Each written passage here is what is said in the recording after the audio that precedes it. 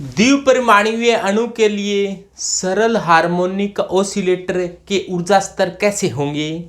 तो सबसे पहले अपने देखें, कोई द्विपरिमाणीय अणु है यानी कि कोई दो एटम है, उनके बीच के अंदर बंध है, वो लचीला है, यानी कि उनके बीच में क्या हो सकते हैं, कंपन हो सकते हैं। हम जानते हैं कंपन ऊर्जा क्या होती है, ईवी का मान v प्लस 1/2 h न्यू होता है, जहां पर h प्लांक कांस्टेंट व न्यू आवर्ती होती है। और यदि ये v है वो कंपन क्वांटम संख्या है जिसका मान हम जानते हैं 0 से शुरू होता है, 0 1 2 3 4 5, और सबसे कम ऊर्जा हो सकती है कि v का मान आप क्या रख दें, 0 रख दें, तो 0 1 प्लस 1/2 h न्यू, और v का मान क्या रख दिए यहाँ पर 0, तो 0 प्लस 1/2 h न्यू, तो ई नोट का मान आएगा वो क्या होगा, h न्यू बाई 2, और ये होती है इस ऊर्जा को कहा जाता है zero point energy. Zero point energy यानी कि परम शून्यांकी ऊर्जा कहा जाता है।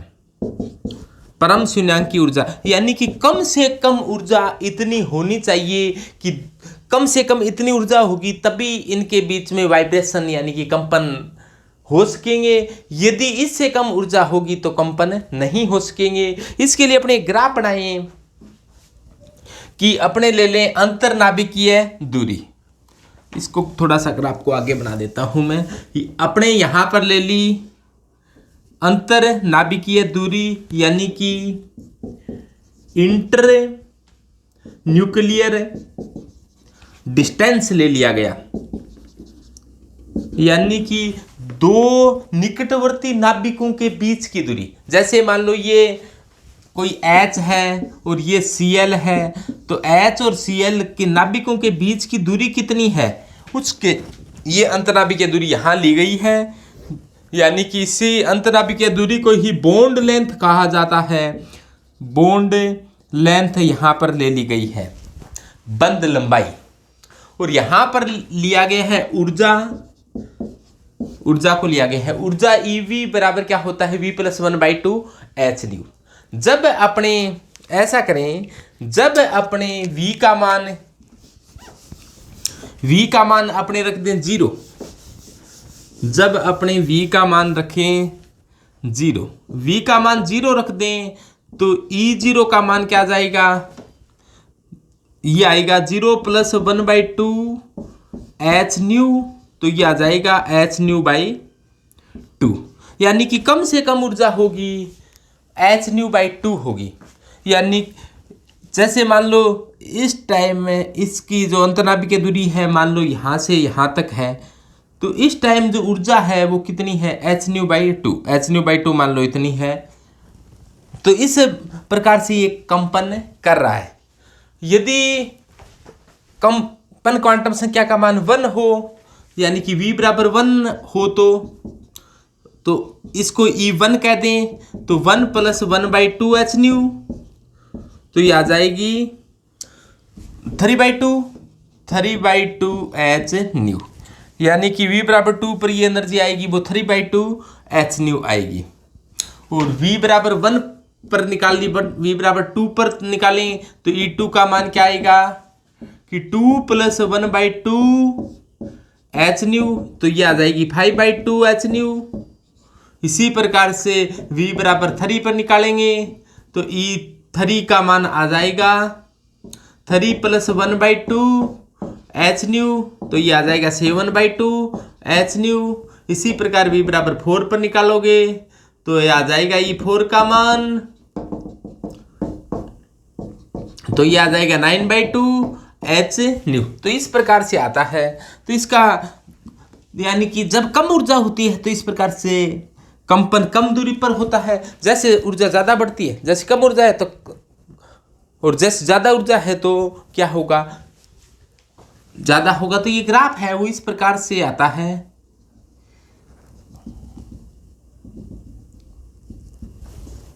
ये ग्राफ ऐसा आता है।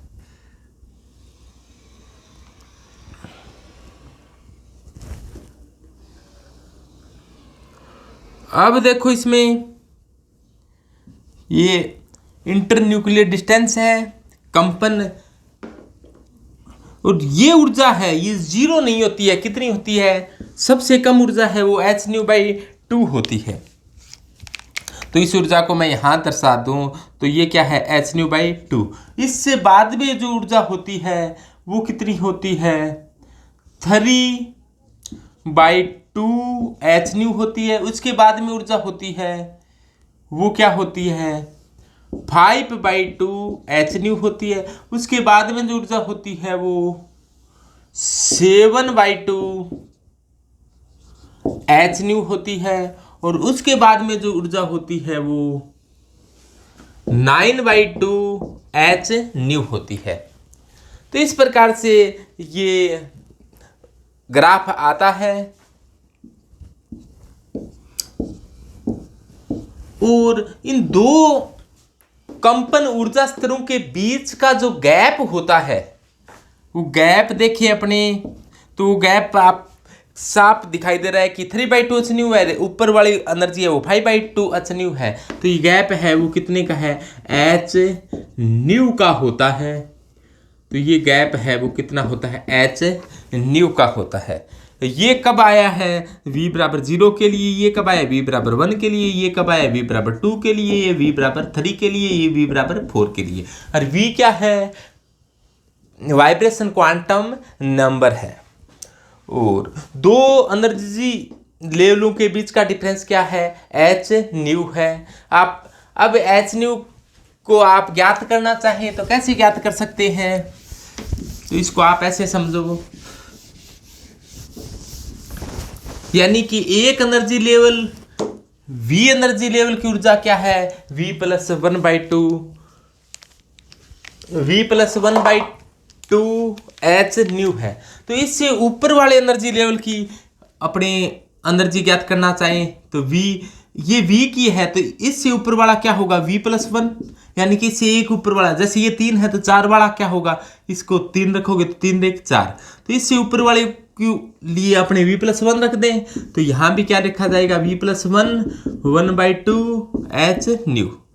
तो इसकी ऊर्जा ev है, इसकी ऊर्जा v+1 की है ये। तो एनर्जी का गैप कितना गया? डेल्टा E बराबर क्या आ जाएगा? डेल्टा EV बराबर EV+1 माइनस EV, यानी कि v+1 की ऊर्जा में से v की ऊर्जा को क्या कर दो? कम कर दो, यानी कि इसमें से ये घटा दो। तो इसमें से ये घटा देंगे तो कितना जाएगा? v+1 + 1/2 h/2 minus v+1/2 h/2। और इसमें से ये घटा दे तो क्या आएगा मान? h/2 को तो कॉमन ले लो, h/2 को मान लिया, कॉमन ले लिया है। और इस ब्रैकेट को हटा दो अब, और ये माइनस का है, ये भी क्या हो जाएगा? माइनस का। तो v से v क्या हो जाएगा? ये v प्लस का है, ये v माइनस का है, तो v से v कैंसिल, माइनस 1/2 से +1/2 कैंसिल हो जाएगा, v से v कैंसिल हो गया, तो बचा क्या? h/2। तो ये एनर्जी गैप क्या इतना होता है? डेल्टा EV का एनर्जी गैप कितना होता है? h/2 का। तो वैसे ये निकाल कर दिखा दिया। एनर्जी गैप आपको साफ पता चल रहा है कि यहाँ से अपने ज्ञात किया। तो v1 की ऊर्जा 3/2 h/2 है, v2 की ऊर्जा 5/2 h/2 है। तो ये एनर्जी गैप कितना होता है? h/2 का होता है। तो ये h/2 आया कैसे? इस प्रकार से आप निकाल कर भी दिखा सकते हैं। तो देखो h/2 को अपने ऊपर भी 2π से गुणा कर दिया, नीचे भी 2π से गुणा कर दिया।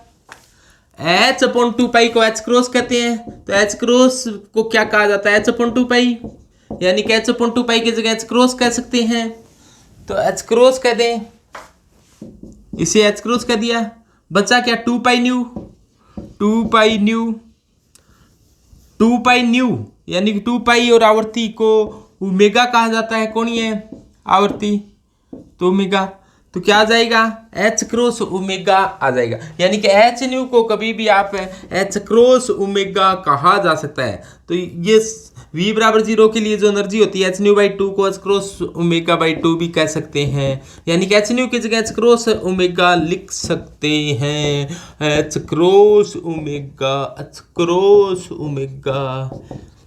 आप इस प्रकार से लिख सकते हो। और भी ऊर्जा स्तर हो सकते हैं, 9/2 के बाद में 11/2 एच न्यू या एच क्रॉस ओमेगा लिख सकते हैं।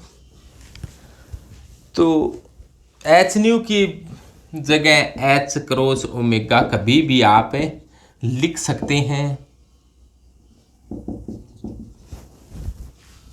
तो ये एच क्रॉस ओमेगा के रूप में भी लिखने का तरीका होता है। तो अब एक होता है pure vibrational spectra. Pure vibrational spectra किसे कहेंगे कि जब केवल और केवल वाइब्रेशन हो, यानी कि रोटेशन न हो और ट्रांजिशन न हो, यानी केवल और केवल वाइब्रेशन हो, रोटेशनल और स्थानांतरण, घूर्णन और स्थानांतरण न हो, तो उसको क्या कहा जाता है, वाइब्रेशनल स्पेक्ट्रा कहा जाता है। यहाँ पर सिलेक्शन रूल क्या होता है, सिलेक्शन रूल यहाँ पर आता है डेल्टा V का मान ±1, यानी कि कंपन क्वांटम संख्या है उसके मान में ±1 का अंतर हो सकता है। यानी कि कोई अणु इस क्वांटम स्तर में है तो वो इस क्वांटम स्तर में जा सकता है और इस क्वांटम स्तर में जा सकता है। यानी कि सिलेक्शन है वो डेल्टा V बराबर ±1 है। यानी कि कंपन क्वांटम संख्या में 1 की कमी या वृद्धि हो सकती है। इसके बाद में अपने बल नियतांक इस से आराम से ज्ञात किया जा सकता है। तो बल नियतांक कोई भी मॉलिक्यूल होता है, मॉलिक्यूल के बंध ऐसे होते हैं जैसे लचीले स्प्रिंग की बात है। जैसे मान लो ये H है और ये Cl है, H और Cl के बीच का जो बंध है, H और Cl दो बॉल की बाती है और इसके बीच का बंध है वो बड़ा लचीला है और इनके बीच में क्या हो सकते हैं, स्प्रिंग की बाती कंपन हो सकते हैं। तो कंपन हो सकते हैं तो इसकी कोई न कोई आवृत्ति होगी। तो आवृत्ति ज्ञात करने का तरीका होता है न्यू बराबर 1/2 पाई अंडूड के बाई म्यू। और म्यू क्या है, म्यू सामान्य द्रव्यमान होता है। तो म्यू बराबर क्या होता है, आप ऐसे याद रख लो कि 1/म्यू बराबर क्या होता है, 1/m1 प्लस 1/m2। तो m1 m2 को आप एलसीएम ले लो तो क्या आ जाएगा, ऊपर m1 प्लस m2 1/म्यू का मान, और म्यू निकालना हो तो इसको उल्टा कर दो। म्यू बराबर क्या हो जाएगा, m1 m2 upon m1 plus m2 आ जाएगा। ये तो क्या है, म्यू क्या होता है, म्यू रेड्यूस्ड मास होता है, सामान्यतः द्रव्यमान होता है। तो म्यू के बारे में आप सभी जानते हो। अपने को चाहिए, और के क्या चीज होती है, के होता है फोर्स कांस्टेंट, बल नियतांक। और ये मान निकालना हो तो इसकी पूरे की स्क्वायर कर दो। तो न्यू स्क्वायर बराबर 1/2 पाई की स्क्वायर। तो 2 की स्क्वायर 4 होता है, पाई की स्क्वायर, और इसकी स्क्वायर करोगे तो अंडूड हट जाएगा के बाई म्यू। अपने को के निकालना है तो इस पूरे सौदे को इधर ले जाओ। तो 4 पाई की स्क्वायर म्यू न्यू की स्क्वायर बराबर क्या हो जाएगा, के। यानी कि के बराबर क्या हो जाएगा, 4 पाई की स्क्वायर म्यू न्यू की स्क्वायर। तो इस सूत्र की सहायता से के जो बल नियतांक है उसकी गणना आसानी से की जा सकती है। तो के बराबर 4 पाई की स्क्वायर म्यू न्यू की स्क्वायर।